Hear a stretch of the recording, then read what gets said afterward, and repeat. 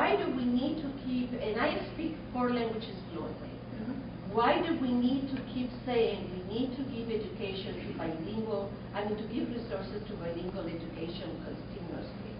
I didn't say that. I said English language acquisition, and I said there are barriers that are linguistic, and that they do need to be addressed, and that when they do put training resources, that should be taken into consideration, whether it's Chinese, Spanish, or whatever. As for the first point, let's go to the education issue, because you're right, it's crazy. Our dropout rates, there are parts of the country we have upwards of 80% dropout.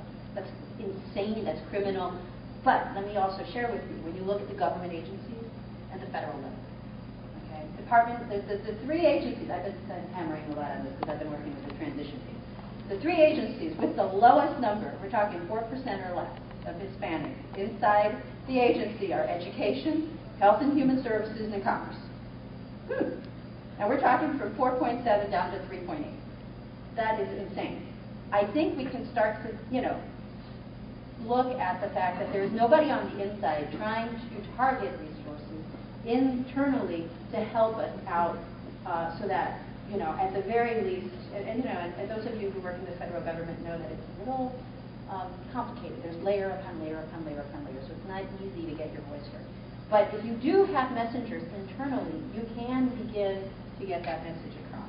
So, to your point on the graduation rates, and I try not to talk about dropouts anymore. I want to talk about graduation rates because it's more positive. Let's graduate our kids. I know, it's bad, but it starts with semantics. And to me, I speak 5 languages. I'm lucky. I'm one of the few. I'm less than 1% of the Latina population of the United States with a doctorate. And in my area of specialization on top of that. I was very privileged. I was very blessed. Not everybody has those opportunities. However, I am also very concerned about education because I get kids coming into my classroom who are seniors in college, who are completely illiterate, who cannot read or write. And they're not necessarily Latino. Yeah. So there's and I know we have made attempts on policy related to No Child Left Behind, et cetera, but we still have to, it's a work in progress.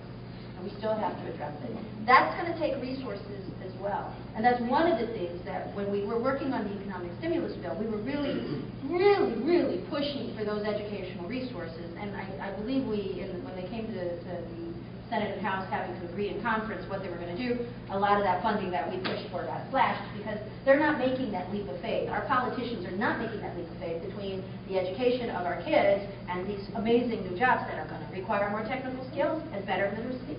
I have to agree with you, but the problem is that the educational system the standard keeps going down because we have to, people reaccommodating. All of a sudden you have to take into consideration everybody. It's called multicultural. And when that is, everybody suffers, including the people that are coming to Well, I got a little bit of good news in this. Part of the good news is a lot of the jobs we're talking about are new. Doesn't necessarily make in particular mention who gets them. They're new. So the system has to educate everybody. The beauty then is you're setting up a new educational system, in the case of the green technology, to educate everybody. So you have the ability of, instead of like we try to do now, put Band-Aids on things and try to fix them, we have the capability of designing that right to meet the needs of all the folks. So I'm upbeat. I hope we'll go down that path, realizing that we have people that can't communicate in the language, can't do the addition that you need to do, and so on and so forth, regardless of what backgrounds or whatever. So the hope is that we're not trying to fix a broken system, we're trying to invent a new one. And so that's why I'm upbeat. We'll get there. Okay. How gentleman back here with the hand up? Gentleman right here.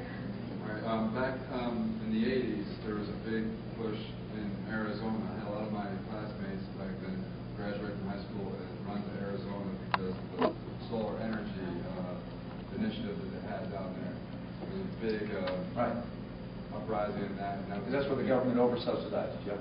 Yeah, and it went defunct real quick.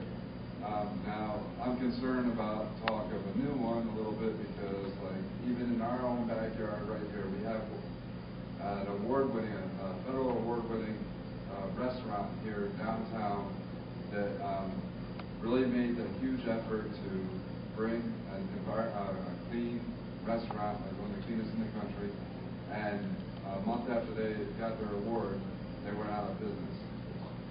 Who's going to help these people? Is that okay, or what's going on with that? That's what I'm concerned about. Is it going to be like a hype, or even an internet boom and then bust? Yeah, internet booms and busts, I think those things can happen. And this is sort of getting into the policy arenas, is that the government can play a role in saying, okay, we want to set standards and want to encourage policies and things. You sort of have to get sort of the free market and all those things to kind of work together. So you don't want to over-control too far. You don't want people to get too greedy to take advantages. That's what we've seen things. We thought the mortgage system worked for a bunch of years. And when I first started getting homes, you had to come up with a 20% down payment. So that means you had to work your tail off to come up with the money in the first place to even get the loan. So, okay, there was a criteria. You have to work hard. Okay, where, they give you a loan that they really shouldn't have gotten and all this kind of stuff. It's because they got greedy, selling loans, okay? So we make mistakes. It's a balancing act. We'll probably make more mistakes. Hopefully, as you were saying here, we've learned from some of these mistakes as we go forward.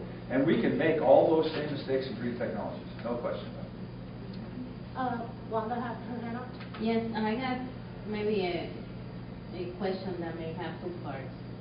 Okay. Or maybe two questions. In my family... Second after me. Yeah, I need to get as much as I can from this one. In my family, I have a mechanical engineer, a civil engineer, and a licensed electrician. Okay. But now, how can this be transferred over to future green jobs?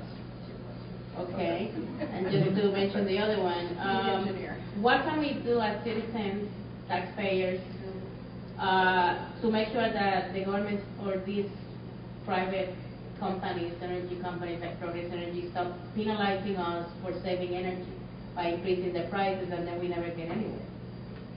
Okay, I'll work on the first one. Okay. Green jobs, sort of, what does that mean? Okay, in making energy or renewables, I think it's pretty obvious what it means. But in a lot of cases, what does it mean by to be environmentally friendly and green? Well, before we used to, and we talked about this, manufacturing jobs, those have gone down. But if you're going to make something, or you're going to serve a meal, or you're going to, hotel room, or you're going to do whatever you're going to do, okay, it was always about before, fast, efficient, cost-effective, we want to make profit. Okay, now it's like, well, can I do it in a more environmentally friendly way? And quite often in these cases, if we save stuff and we're efficient, we actually in turn now can make money doing that.